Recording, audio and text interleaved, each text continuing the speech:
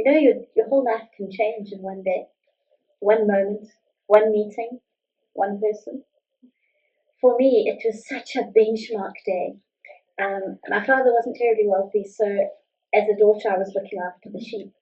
And we had one well for our community outside Haran. And it was covered by a stone by the shepherds to keep all the debris and dirt and stuff out of the well. But the stone was huge and it was super heavy. It would take at least 3 strong men to move the stone for you. So I would try and get there when there were quite a lot of people around because there's no ways I could water the sheep on my own. And this one day, as I approached, I must have been in my early 20s. And as I approached the well, there was a stranger standing, very well dressed, like but different. You could tell he wasn't from our area. And he was quite travel stained. The bottom of his tunic was a bit dirty and he looked tired. And he was talking to the other guys standing around the well. And they obviously were talking about me because they all turned and looked at me. Anyway, I just carried on walking and went up to the well. And this man, he must have been in his early 70s. He looked at me and he went over to the well and he just pushed the stone out the way. And then he drew water and he watered my sheep. He drew water and put it in the trough and got my sheep there and gave them water. I was just like, this doesn't happen in my culture. I am just a woman with some sheep from a poor family. Nobody helps you with your sheep. And then he turned to me and he kissed me on both cheeks. And I stood in awe. I started to cry. I was like, is this man okay? This is not normal. Anyway, then he went on to tell me that he was my cousin. That my Aunt Rebecca, who had left all those years ago to marry a man out in Canaan, this was her son, her second-born son, who had come back to look for a wife. So we were blood relatives. So I said, okay, watch the sheep. I'm going to go and tell my dad.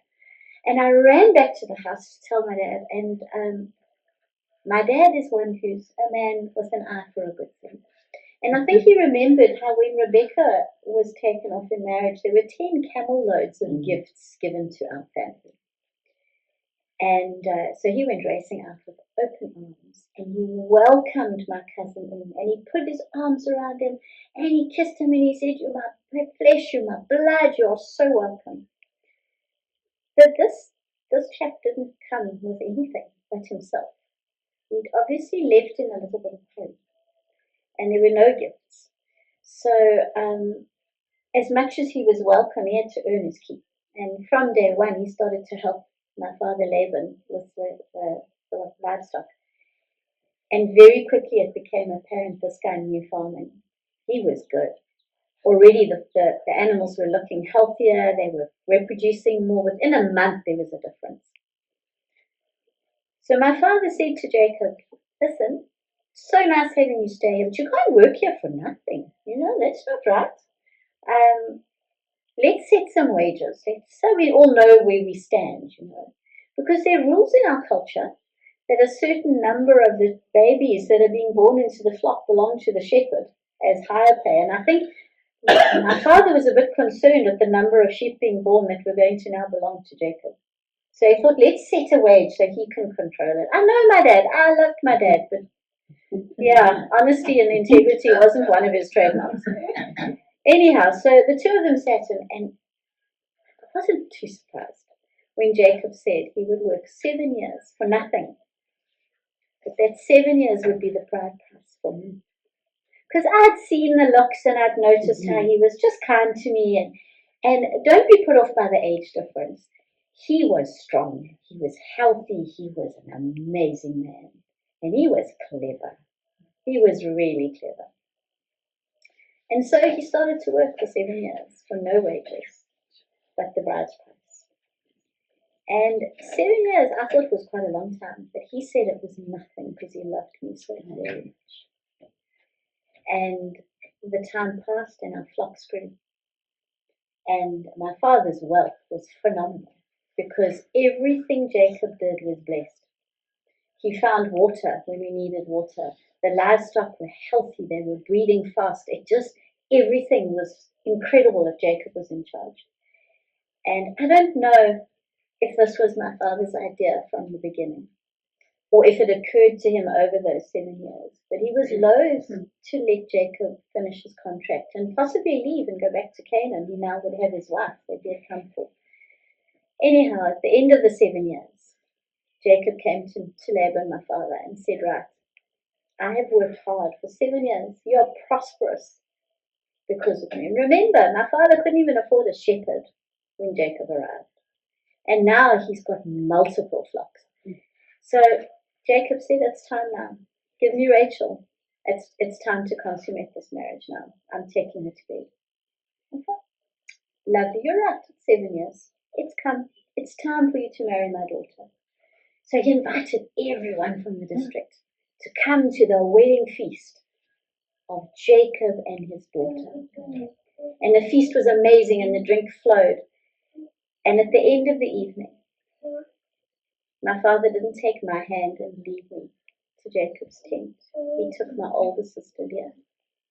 And with her face veiled and the darkness of the tent, he pushed her into Jacob's tent and they consummated their marriage. And the next morning, Jacob was furious. When he was sober and awake, and it was like, this wasn't me in his bed. This wasn't what he'd worked 7 years for. And my father spun a story, which was kind of true, that our firstborn daughters have to get married first. But in 7 years, he'd never once looked for a husband for her. Not once. I think he planned this all along. Because he said to him, okay, so I know you're angry with me. Don't be too angry. Because now, in 7 days, celebrate your marriage, and then I'll give you Rachel, and you just work another 7 years for me. And what could Jacob do? He loved him. He wanted to marry him, so he agreed. And so Leah had Jacob to herself for a whole 7 days, married to a man who didn't love her or desire her. And then I became Jacob's wife. And I felt so sorry for her. And you know, my father gave us the only thing I can ever remember him giving us. He gave us each a slave to look after us now that we were married. And my slave girl's name was Bilal. And to Leah he gave Zilpah. And so we started our new lives. And I felt so sorry for Leah. To be with a man who doesn't love you, who sits down and looks at your sister, who when he thinks of a precious something, it's for your sister. You're just there. And then she fell pregnant. And suddenly I wasn't so sorry for her, because I did not. And I was the younger one. Surely it would be easier for me, but I didn't. She gave birth to a son, and she called him Reuben, because she said God had heard her cries. And maybe now her husband would love her, because she had produced a son. But I was still his favorite. Childless or not, I was still his favorite. And so she had this boy, Reuben. You know, she was pregnant again. So easy for her. And she called her next son, Simeon. She said God saw her misery. And then she was pregnant again. Another boy. And here I am, the favorite one, given everything of the best. My tent is next to Jacob's. He spends more time with me, and she is pregnant again. And she called this boy Levi, for God saw her. And then again, another son. She calls him Judah. Praise God for my son. And still I have no children, and my sympathy had turned to acceptance, and my acceptance turned to jealousy. For this was not fair. 4 beautiful sons that God blessed her with, but I'm the favorite one. And I went to Jacob and I said to him, give me children or I will die. And you know, later he said he was angry because those were the words his brother used when he stole his brother's birthright. And he said to me, am I God? I'm not the one withholding the children. And unlike his father, he did not pray that I would have children. He just reprimanded me. So I resorted to custom. I took my slave girl, because she's mine, and her children will be mine. And I said to Jacob, go into the law, and let's have children that way. And again, so easily another woman did. I could not do it. She had 2 sons, straight away. I could name them. So the first one I called Dan, because now God has restored me. I am now a mother too. And then she had Naphtali, for God had seen my humiliation. And what does Leah do? She copies me. She gives her slave girl to Jacob because she has stopped having children. And Zipporah has 2 sons, just like that. So easy. 2 sons. She calls them Gad because she said God gives her joy. And she called the other Asher for happiness, for God has restored her heart. And I was broken. So unfair. So deeply unfair. And one day it was the time of the harvest. And Reuben was now a young boy. And he went out into the fields with the men. And he came back with a mandrake root. And mandrake root is an aphrodisiac. But more than that, doesn't just create desire, makes you fertile. What does Leah need with mandrake? She's got 6 sons. So I said to her, Leah, can I have that? Like, you don't need it. Please, you know my heart breaks. You're my sister. Give me the mandrake. She said to me, you really stolen my husband. Now you want to steal my mandrake too. That my son brought. But you know, they don't say I'm a good match for Jacob for nothing. I can also scheme and plan. So I said to her, our husband hasn't been to your bed in a while. You give me the mandrake and you can have him tonight. And she was so desperate, she agreed. And she went out into the field. I didn't keep it a secret. She went out and she said, you're mine for hire tonight. Rachel has sold you for mandrake. And Jacob knew better than to argue with his wives. So he went to her tent that night. And I had the mandrake. And you know who fell pregnant? My sister. My sister fell pregnant with another boy. Another boy. And she called him Issachar, praising God. And another boy. And she called him Zebulun. And still I had no children. And I went before God and I pleaded. My plan had not worked. Yes, I had 2 sons through my slave girl, but I did not have marriage. And God heard me.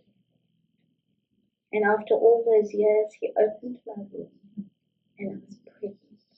Sure. And it was a good, healthy pregnancy. And I gave birth to this beautiful boy. And I called him Joseph, for God had finally vindicated me, and I would have many more sons. It would not stop here. My womb was open. I was going to have many more sons. And time passed. And Jacob had now been here for 20 years. And he called my sister and I out into the field one day. Because my brothers had grown now. And they were saying to our father Laban that Jacob would be taking all of his wives. That these huge flocks he'd accrued, he was going to take them. They wouldn't go to his sons, they would go to Jacob. Which actually was right, he'd done all the work. But they didn't see it that way, and Laban's heart changed towards our husband. And Jacob said that he'd had a visitor from his God Elohim, the God of his father. And this messenger had said we were to come home, that he would protect Jacob, but it was time for him to come home to Canaan. And he wanted to know how Leah and I would feel about this. And you know, we could fight over Jacob, and we could have a war of children, pitting slave against slave. But we stood in agreement on one thing. Our father treated us like chattel. We were nothing more than something he could sell for Jacob's service. And you know, a bride's price, a portion is always kept back for the bride. and given to her in case she should be widowed or abandoned, that she would have a little nest egg. Do you know, we never saw one thing from our father. The slave girls were all he ever gave us. And we had seen how his heart had changed towards our husband. So we agreed. We said, we will go with you. We are nothing to our father. He treats us like foreigners. We will come with you. Now, Jacob had worked a long time for this man, and his wages had been changed more than 10 times. That Laban had said, I'll pay you this much. No, actually, I'll pay you that much. And there'd been a whole thing where Jacob had separated out the flocks and said, fine, Laban, you keep all the white ones, which are the more common ones. I'll keep the ones with spots. And then through clever husbandry, we had so many little babies born with spots and stripes. And this created a bit of animosity because Laban wanted the wealth for himself. He's greedy. So we didn't tell him everything. And he had gone off to sheep shearing, which was on the other side of the estate, where he had separated out his flocks already. And my husband was busy packing. Leah and the slave girls were packing all our goods, putting them onto camels to take. And Jacob was getting all the flocks together. And our flocks were vast. We were supremely wealthy. But I was still angry, the fact that my father had treated us so badly. And really given us no status in the family at all. No inheritance, nothing. So he was away, so I went to his tent. And I stole what was precious to him, his family idols. Little statues that carried the safety and the protection of the family.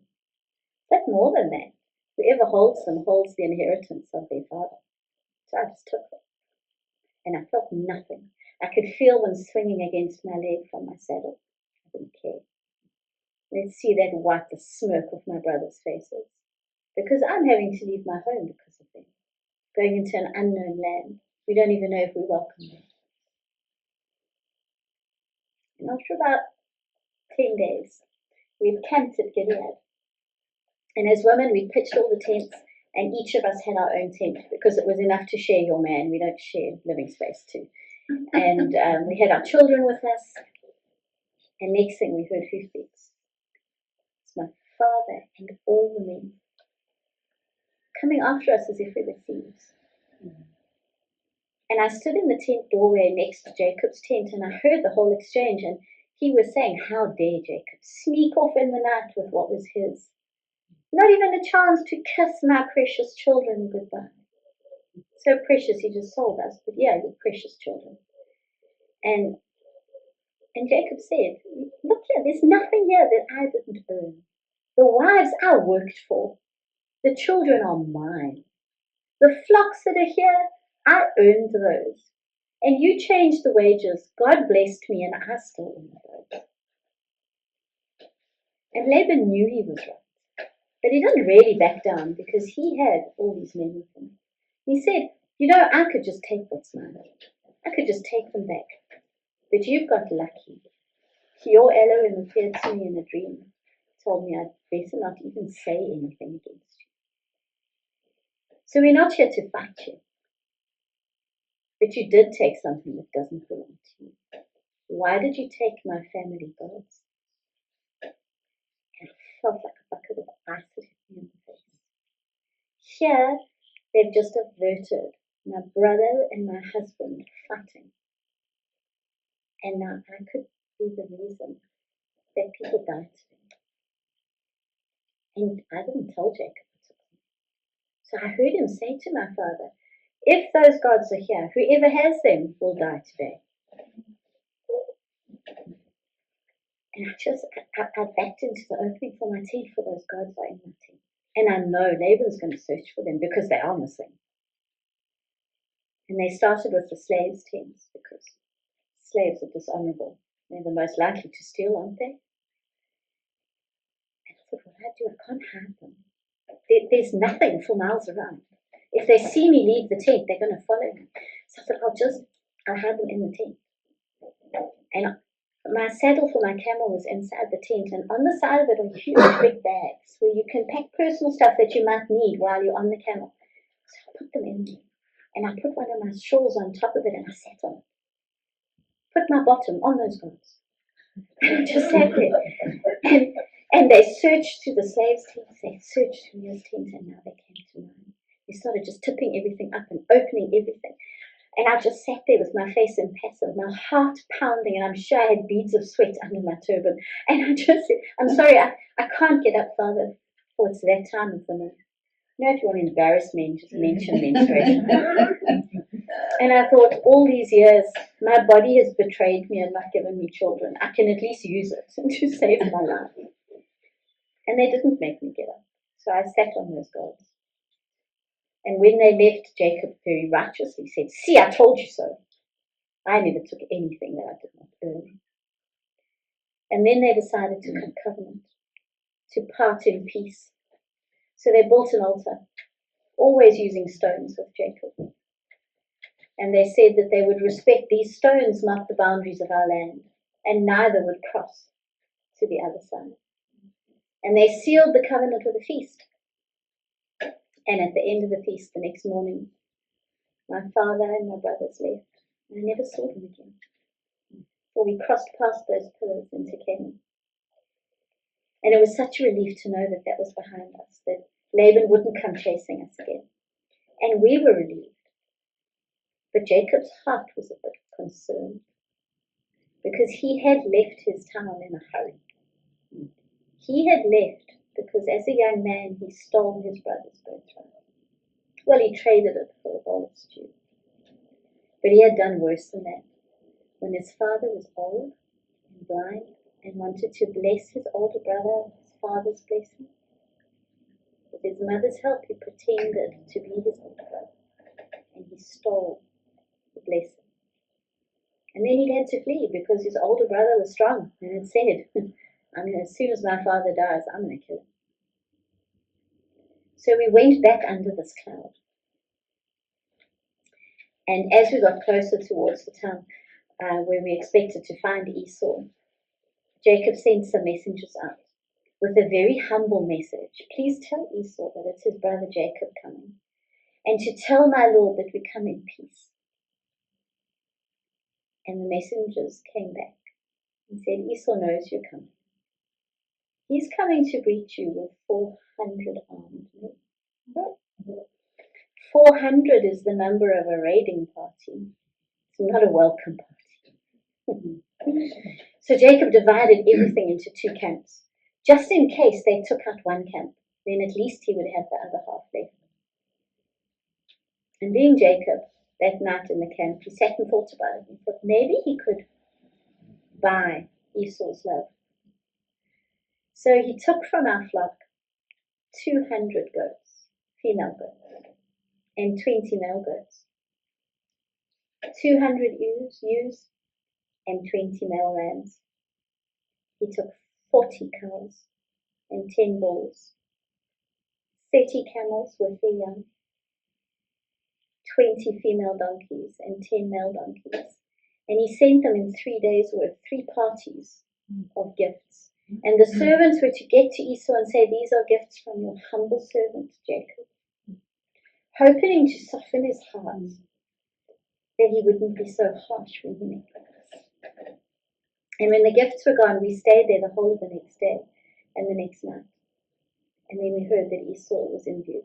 The scouts had seen him approaching. And Jacob still didn't know what was coming. So he took the 2 slave girls with their children, and he put them in front, and then Leah with her children, and Joseph and I at the back. Then he went right to the front. He walked past us all, and he bowed 7 times to his brother as he approached him in homage. And we had no idea. Esau was a huge man, flaming red. He looked like someone with temper. And he got off his horse, and he ran, he opened his arms, and he held his brother, and he started to cry. It was a family reunion we had not anticipated. And Jacob started to cry. And then they looked up, and Esau said, who's all of this? And he said, this is my family that God has given me from our family on the other side. And it was amazing. It was just so unexpected. God's so gracious and kind that Esau had forgiven his brother. And he said to us, all right, Jacob was still a little bit nervous. And I think, we judge people by our own standards. Jacob knew he was a deceiver. So he expected Esau to maybe pull something here. And when he said, okay, we'll see you to where you're wanting to settle in Bethel, he said, no, it's fine. We have to travel slowly. We've got Joseph's little and some of the animals are really young. We don't need you. We go too slowly for you. Off you go. He said, are you sure you don't want an escort? But I think Jacob was nervous that the escort might not be as forgiving as his brother was. So we parted ways. And Esau said, keep all your gifts. What was that for? And he said, to soften your heart. He said, I'm a wealthy man. I don't need your stuff. But Jacob insisted. I think he was a bit more confident if Esau had all of that non-stop, he'd be less likely to come after him. And so we went and we settled for a little while outside Shechem's town. And their great tragedy had struck. For after all her sons were born, Leah had a daughter she called Dinah. And when we got here, Horeb came out and he sold to us a piece of land where we could settle. So we weren't squatting, we were actually settling there for a while, although it wasn't where God had told us to be. We were on our way there. And Dina was beautiful. She obviously looked after her aunt. And she had decided to go out and see a little bit of the town. Bearing in mind, this was the first time our children had left their home. They wanted to explore. And the men were all out in the field. And a young man, the son of the man who sold us the land, saw Dina. And he saw she was beautiful, and he wanted her. So he took her, he kidnapped her, and he raped her.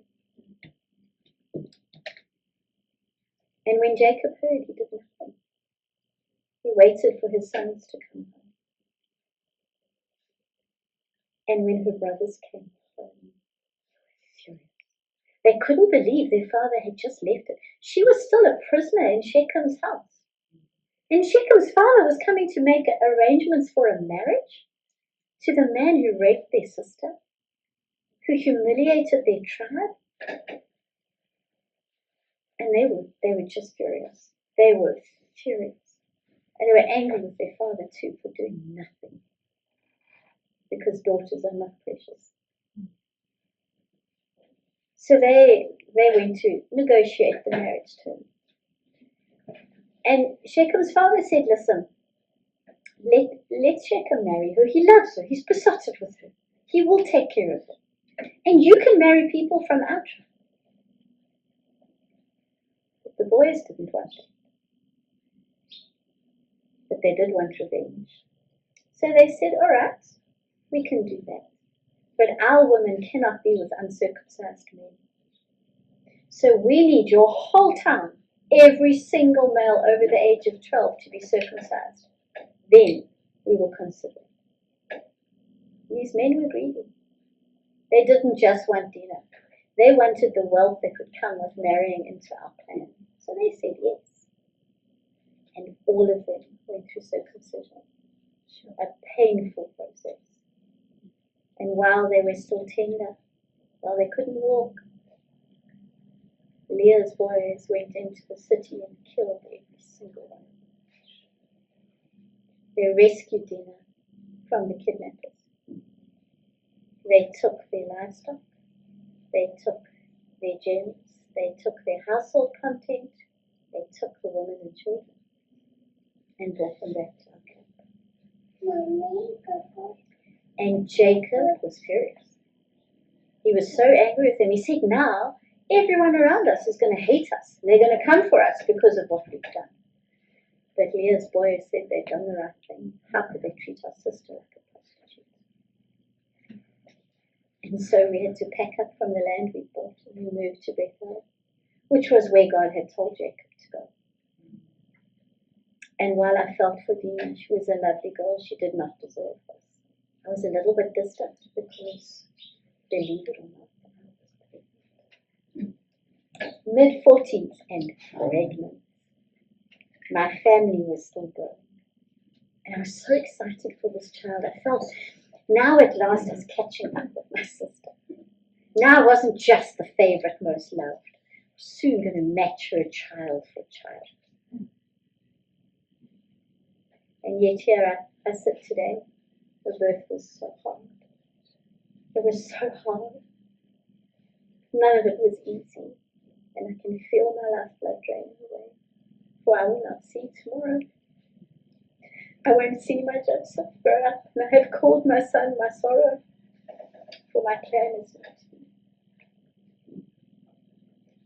And as I sit here, Jacob has said he cannot carry that name, and he's called him Benjamin. And I die not ever seeing the land that we have been promised. And I will not see my children grow and become what God has planned for them. And I wonder how different it could have been. I wonder if I had not made more of my time here on earth, enjoyed more, celebrated more, been less jealous, less competitive. And now I will not, for my story ends here. And Jacob will bury me on the side of the road, and Leah will journey to the promised land with me.